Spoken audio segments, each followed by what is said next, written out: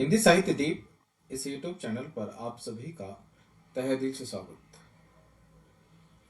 SET NET MPSC करने वाले भावी प्राध्यापक जो ठीक तरीके से तैयारी करते होंगे, मुझे आशा है कि आप पढ़ाई में अधिक रुचि लेते होंगे। याद रखिएगा, करत करत अभ्यास जड़मति सुजान होए।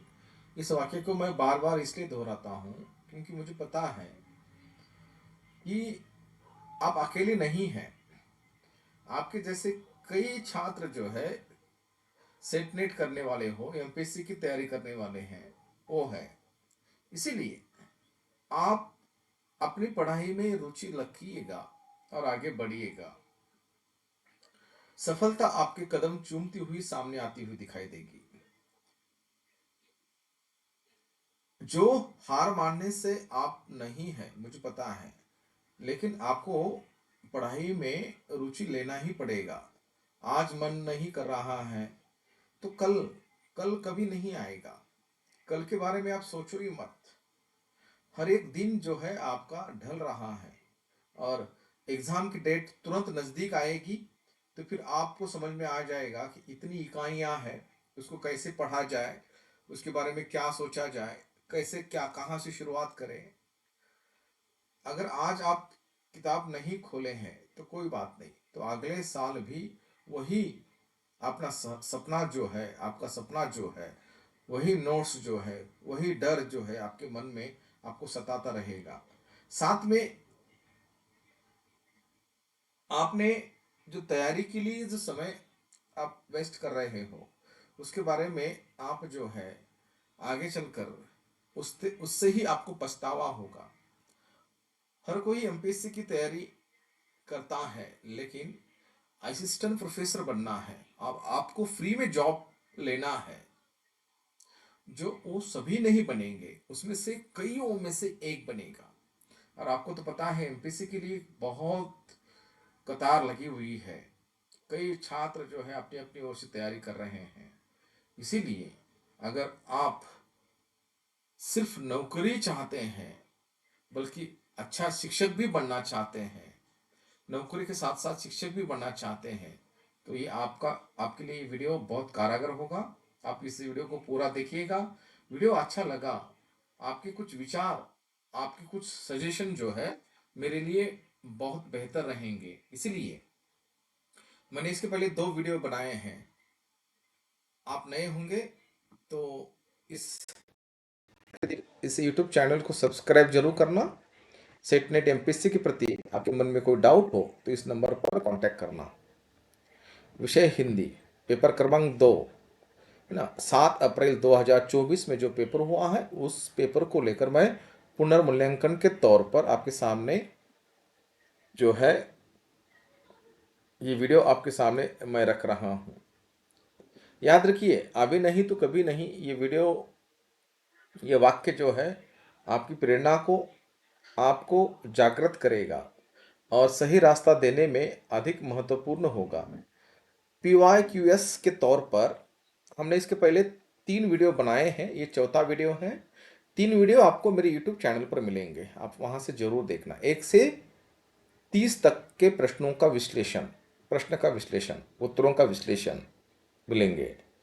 देखते हैं 31वां वीडियो। अपभ्रंश प्राकृत के साथ साथ साथ उसकी उपभाषाओं का सुमिलन कीजिएगा, यानी कि उसको जोड़ना है, सुमिलित करना है। इसका सही ऑप्शन जो होगा वह बी ऑप्शन है। देखिएगा, ऑप्शन क्रमांक बी।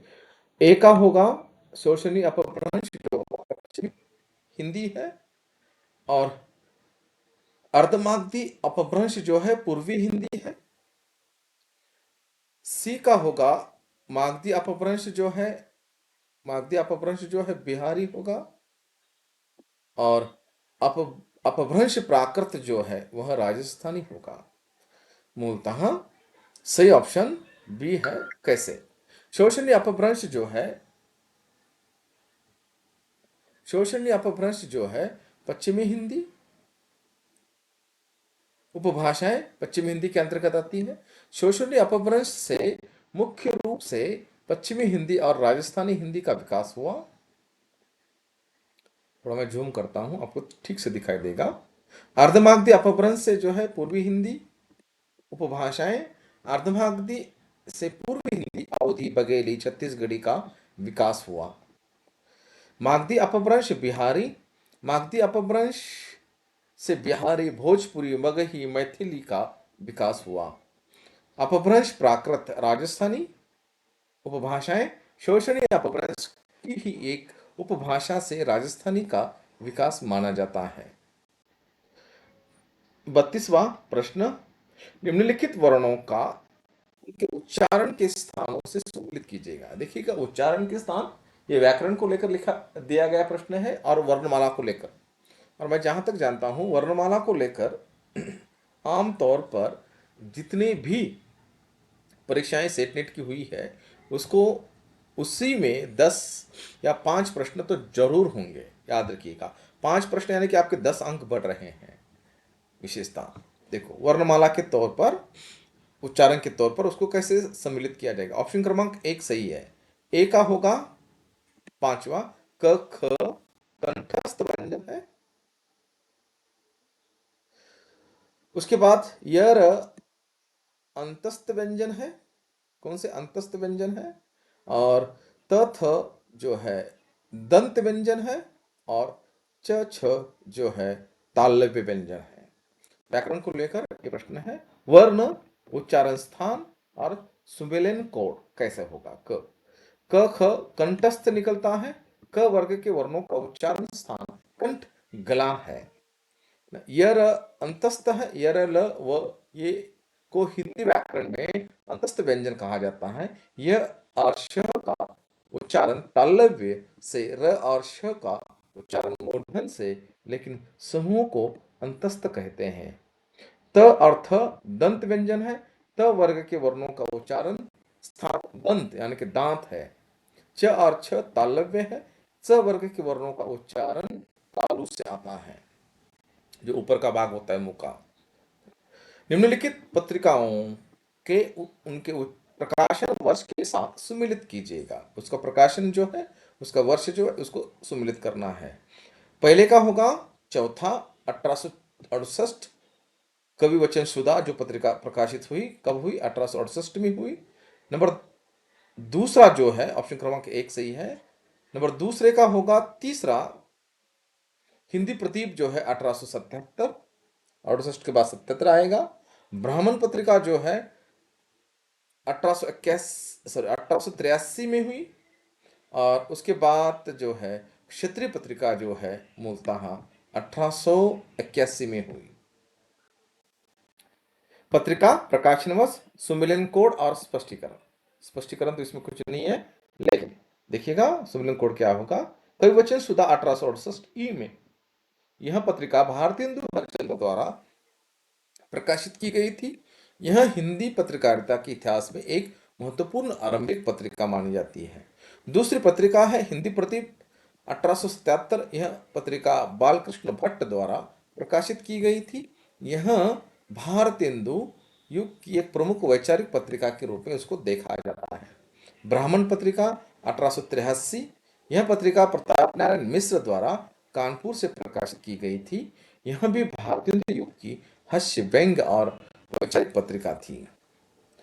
क्षेत्रीय पत्रिका 1881, यह पत्रिका बाल मुकुंद गुप्त द्वारा प्रकाशित हुई थी। याद रखिएगा।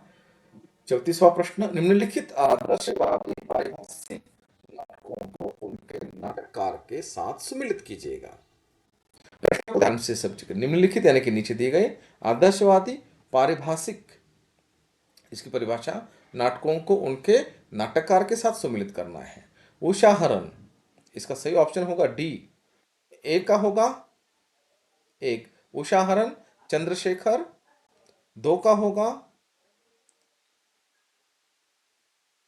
ए का होगा ए, बी का होगा 2 प्रहलाद चिन्ह श्रीनिवास दास, सिद्धेश्वरी कुमारी विश्वशंकर प्रसाद त्रिपाठी, और गौरी शंकर जो है वह शालिग्राम वैश्य आदि। कैसे, उषाहरण चंद्रशेखर, उषाहरण का जो है चंद्रशेखर सही उत्तर है। सुमिलन कोड जो है, यह नाटक पौराणिक कथा बानासुर की पुत्री उषा और कृष्ण के पौत्र अनिरुद्ध के विवाह पर आधारित है।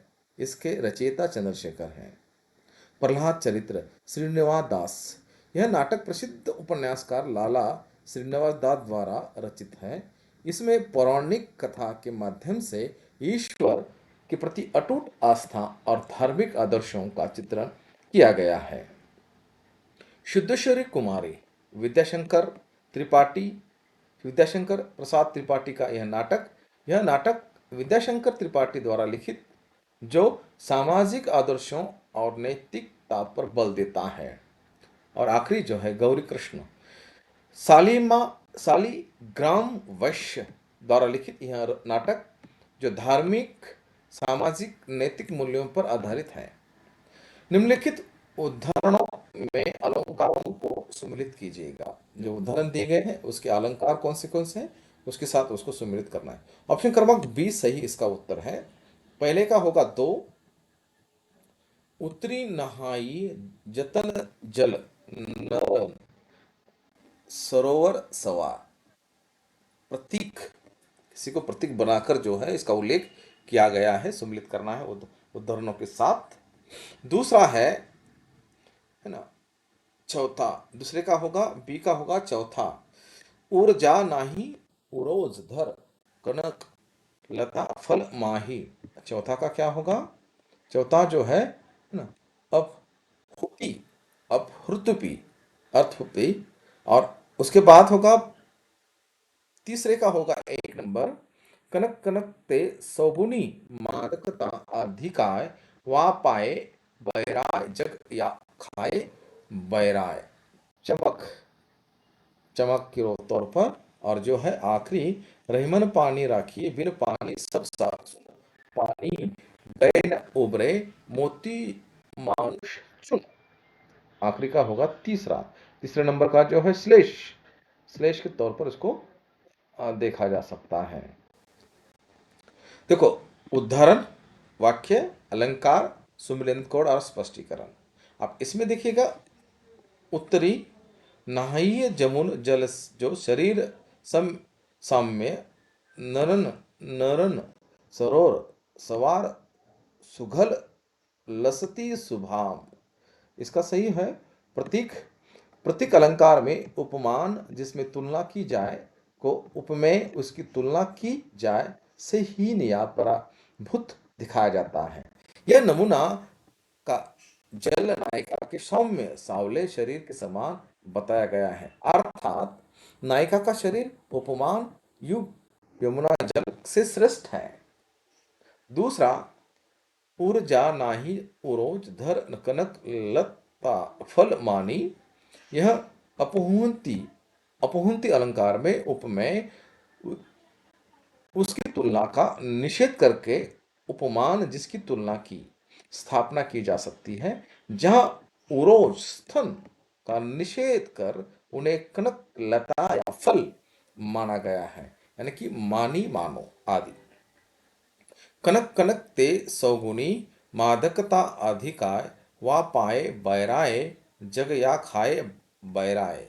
यह यमक यमक अलंकार के तौर पर है। यह यमक अलंकार में एक शब्द या एक शब्दांश बार बार आता है, जैसे कनक कनक है ना, दो दो बार आया हुआ है, याद रखिएगा, लेकिन हर बार उसका अर्थ भिन्न होता है। यह कनक शब्द 2 बार आया है। तो एक अर्थ है सोना, ये कनक का सोना पाने से पागलपन, और दूसरे का अर्थ है धतूरा खाने से पागलपन आदि। रहीमन पानी राखिए बिन पानी सब सुन पानी गए न उबरे मोती मानुस चुन। श्लेष अलंकार, श्लेष अलंकार में एक ही शब्द के एक से अधिक अर्थ चिपके रहते हैं। यहाँ पानी शब्द के 3 अर्थ हैं। मोती के लिए चमक, मनुष्य के लिए और सम्मान सज्जन और चून